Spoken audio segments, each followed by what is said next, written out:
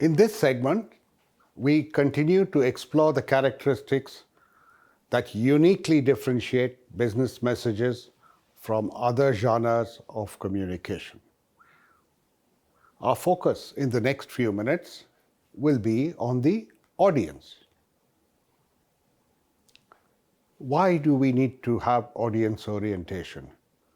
Because companies need to ensure that the time and effort and money that they invest in communication actually results in the outcomes that they are looking for. And in order to make sure this happens, one of the critical factors is that you're talking to the right people. The right people who will actually take action on or respond to the messages that you're putting on. And the more sharply we are able to focus on the audience, the more likely that we achieve better, more favorable returns.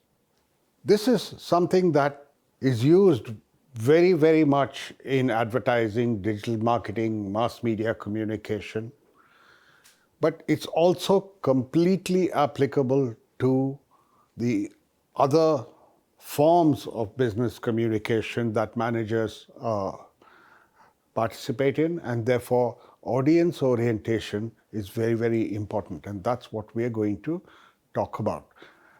One very interesting, in my opinion, a very interesting example of this, of targeting and focusing on target audiences, is drawn from advertising.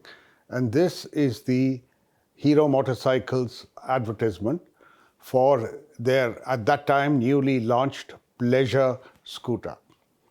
What Hero did was to actually target younger females. And what they did in order to do that was to get an influencer, a celebrity, Miss Alia Bhatt, to actually become the brand ambassador for the Hero Pleasure. And they put in a very nice catchline, which again targets the younger female audience, which says, "Why should boys have all the fun?" I mean, it was a absolutely popular and almost viral campaign, and of course, it was beautifully targeted. At a more mundane level, and talking about day-to-day business communication, I'll share with you a very interesting problem that I had when I was invited to actually go to IIT Guwahati and give a speech on the occasion of National Science Day. Now, the issue that was before me is who's going to be in the audience. So I asked the organizers and I said, tell me who's going to be in the audience and how is the audience actually composed. And they came back to me and said, you're going to have professors and students from IIT Guwahati, you'll have school children, maybe from 5th grade all the way through 12th standard. You will have students from other colleges, and of course there will be the public, government, dignitaries and so on and so forth. And the question then came to my mind is, wow, whom do I pitch to? At what level should my pitch be? And how do I go about determining what is the appropriate level? Given the wide spread of age, experience, knowledge, interest, etc., I was going to talk about computers and IT. Where do I pitch this? How do I go about finding out who my target audience in this should be? So what I did actually was to ask them another question saying, which segment among these segments is going to be the largest in terms of number of people in the room? And they said, of course, it's school children because it's National Science Day and they are going to make up the bulk of the audience. And therefore, I pitched my entire presentation to the audience a little above school children and, around about there. Now, of course, there was the danger. If I pitched it too low, then the more erudite and more knowledgeable people in the audience would get disinterested. If I pitched it too high, then the school children wouldn't be able to appreciate what I'm saying.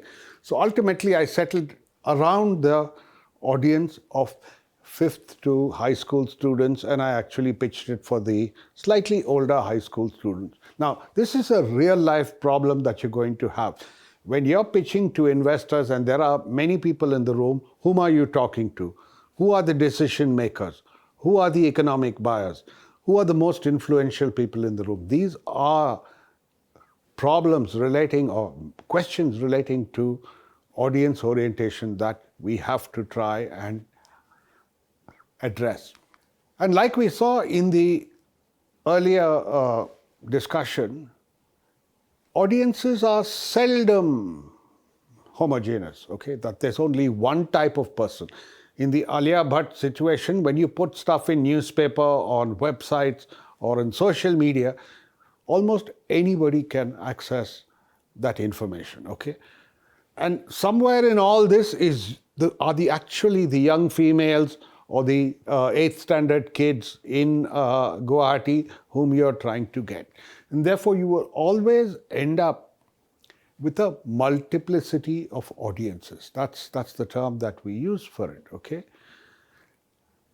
And just to give you an example of multiplicity of audiences in a real life business kind of situation, consider a situation where your manager or your CEO actually asks you to write a report.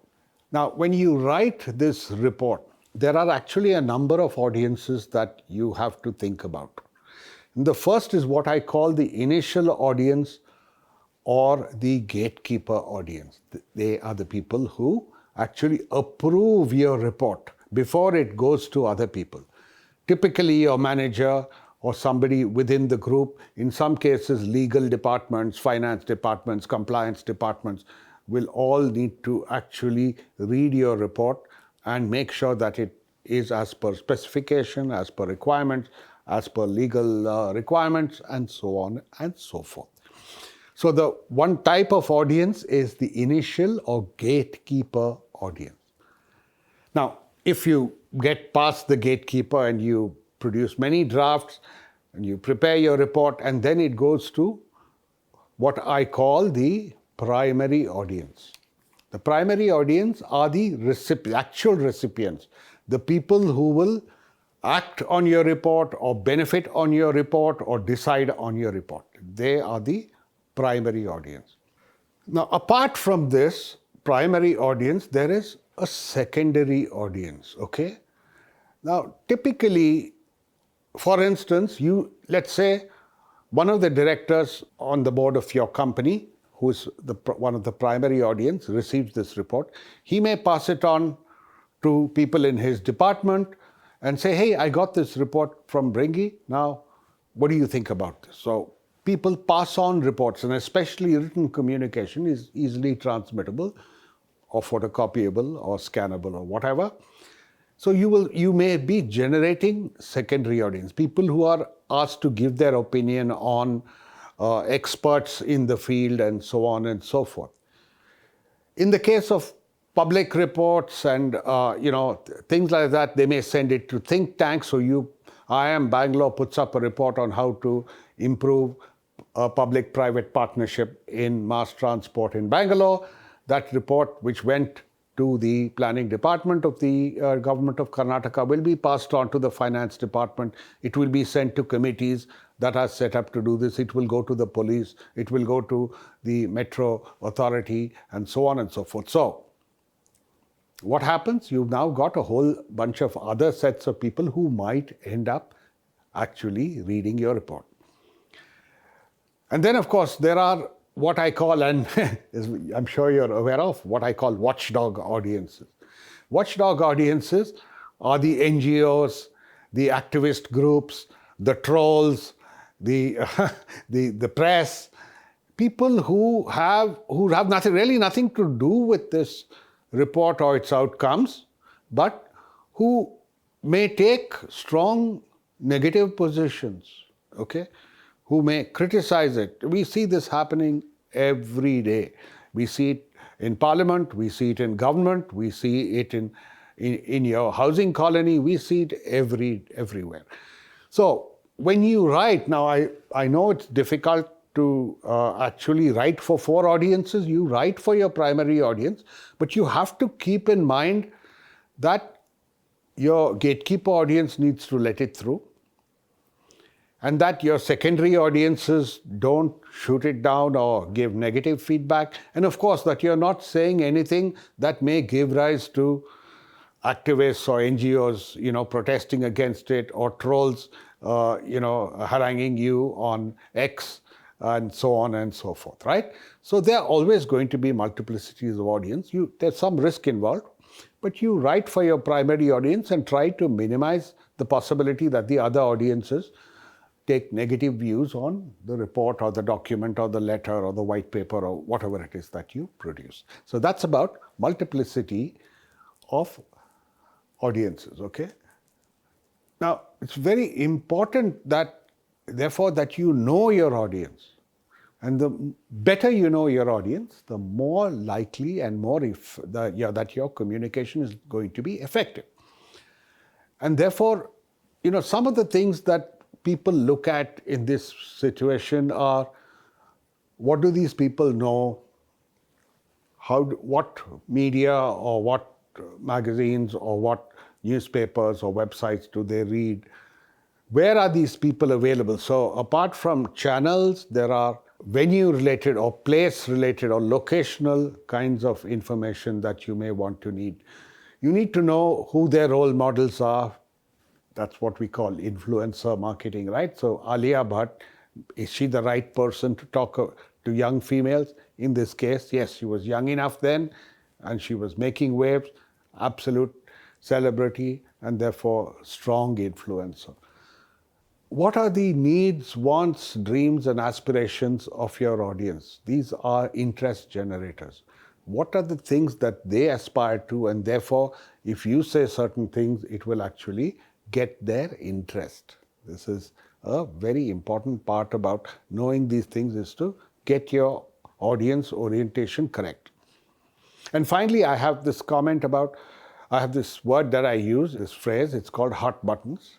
Hot buttons are the triggers for action. What is it that will cause your target audience to actually move to action? Like we saw in the case of Aeschines and Demosthenes. Demosthenes was able to get action. How did he do it, right? So by working this out, you can craft better audience-oriented messages and therefore increase the chance of your being more effective or successful in your communication. There's another way of actually getting this into a more workable and usable format, and that is by applying what is known as the AIM model. AIM is the acronym for AIM. That's the expansion of the abbreviated characters in the acronym. And in the next few minutes, I'm going to tell you about the same model and how you can actually use it in being more audience-oriented. So now the AIM model, AIM, actually is the abbreviation. AIM is the abbreviation of audience, intent, and message. So there are 3 components. Sometimes in literature, you may read AOM, or the AUM model, the audience, objective, message model. So these 2 terms figure prominently in business communication literature, but they're the same. So I look at it as audience, intent, message. These are 3 components. The model has 3 components. The framework has 3 components that actually influence messaging, right? Each one of these actually interacts with the other, which means if you change the audience, the message will change. If you change the intent, the message will change, and so on and so forth. Okay, so if we are planning to put out news to people at the board level, people at the senior manager level, or people at the shop floor or worker level. Obviously, audience changes, and what we want them to take away, what do we want the board to take away from our message could be very different from what we want the worker to take away from our message. So the message itself will need to change. So they interact with one another, and it's an iterative process, which means if one of the components of the model is modified, then you have to go back and look at the other ones till you reach some level of stability or satisfaction with the way your message actually comes out. And in order to know more about your audience, you have to actually carry out audience analysis. This is to be done consciously. You have to spend a little time and effort and mental cycles to actually know more about your audience, and this analysis will help you to identify the parameters that are pertinent to that audience that you need to keep in mind and that you need to look at. So one is, of course, the identification of the audience itself. Okay, like I pointed out to you in my IIT Guwahati experience, you need to actually understand who is my audience. Who buys gold at weddings? It's not the bride and the groom. It's the parents. Okay, now this is a very simple example. So by advertising for parents, you're more likely to get sales than if you advertise to bride and groom. Now, this is a possibility, right? I'm not saying that it's always the case, but typically this happens, that who makes the purchase decision ultimately? Typically the parents. So the bride and groom may be influencers, but probably not the economic buyer, as we call it, the person who shells out the money and makes the decision. So we have to identify audiences.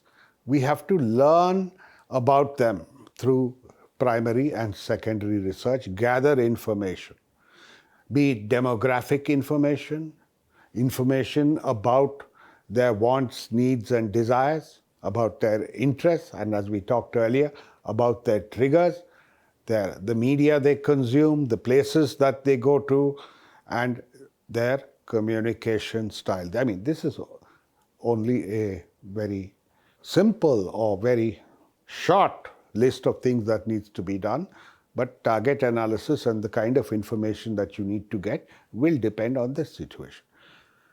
And of course, one point that you need to understand very clearly in this audience analysis is the relationship between the target audience and the sender. How does the target audience perceive the sender? Okay, this is why we build brand. Brand building is building relationships between the audience and the sender. So would they look at your communication favorably? Yes, if they knew something about you, if they had a good opinion of you to start with. So the relationship between the sender and the target audience. The other things that we need to do is to understand the milieu in which the communication is happening, the environment, the situation, the occasion. So around Deepavali, you get certain kinds of advertising, right? During, let's say, December and January, reports are sent to the finance ministry to help them to produce the budget. So people make statements in the press about what they'd like to see in the union budget. And so there is a timing, there is a place, or, you know, on a MD makes a speech at a certain public function where he is invited, and that's the situation. So there are various parameters here. The other is timing. What is a good time to actually get this done? We've talked about timing earlier and the fact that timing is a critical parameter in deciding this. But you need to know when your audience will find it most convenient to actually consume this. You will see this happen. Weekends, certain types of advertising. Weekdays, certain types of advertising. This happens all the time. So in certain things, there are calendars set up.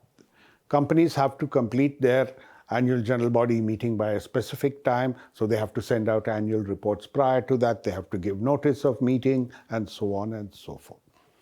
And finally, we have to understand that what barriers exist and how these barriers are likely to impede the effectiveness of your communication, and build a minimization strategy. Knowing the barriers helps you to minimize the negative impact of the barrier. So, some of the issues involved in audience analysis.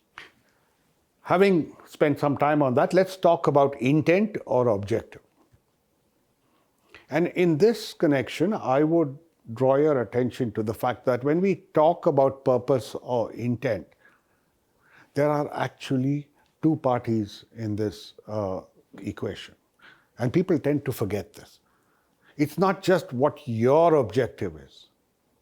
Your objective is sales, profit, good brand image, inquiries, footfalls, employees joining, etc. But what people tend to forget is there's the other part.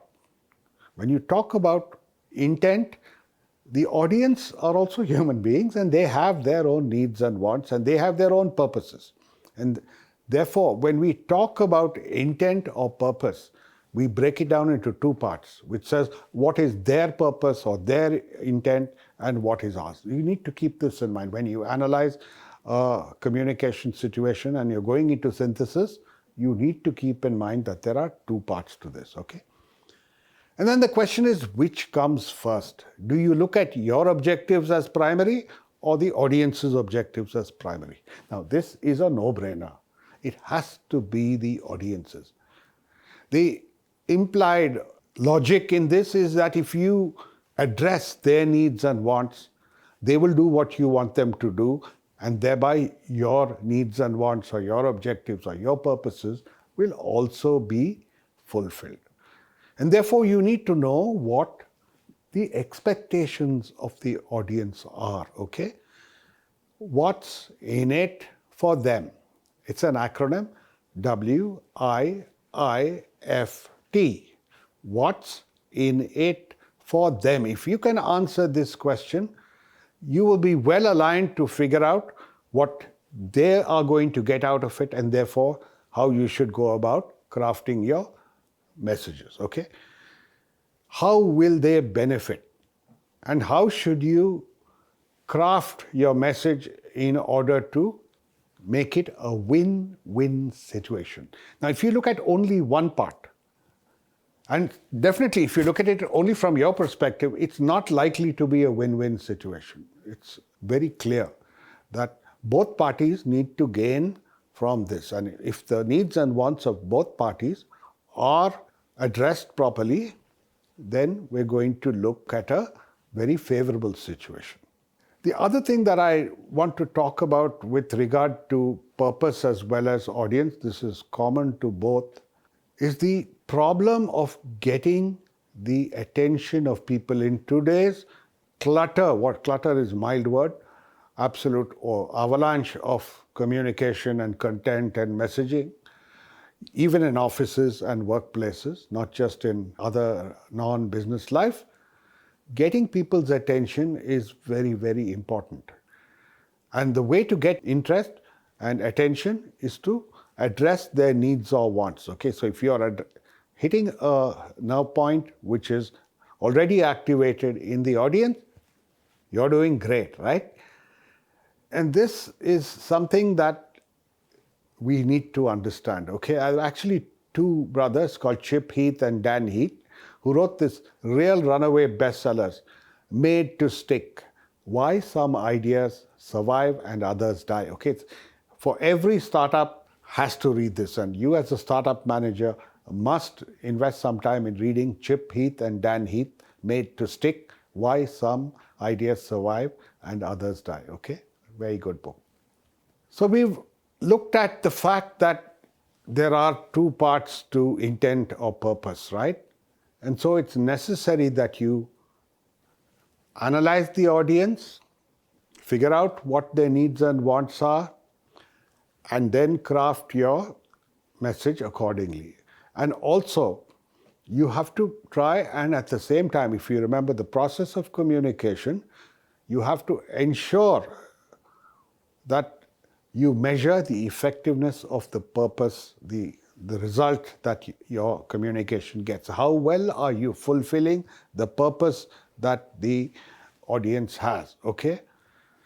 You may even invest money on creating digital marketing or surveys and so on and so forth, or you may even do a test pilot to actually figure out how this is working, and is it actually working or not, and is it actually addressing customer needs and wants. And therefore your message, obviously, now it's very clear if you know enough about the audience and their purpose, needs and wants, you can go about crafting the message. And we're going to look at crafting of messages further in segments to follow. But we'll close this one on audience orientation now with a reminder that there is required reading. You need to read Chapter 3 in Communicating for Results to know more about audience and audience orientation, and Chapter 5, pages 124 and 125 in Communicating for Results to know more about the AIM model. And of course, to put this into practice, there is an audience flex exercise, okay? It's called flex for flexibility. So how well are you able to change your messaging based on the audience and their aspiration?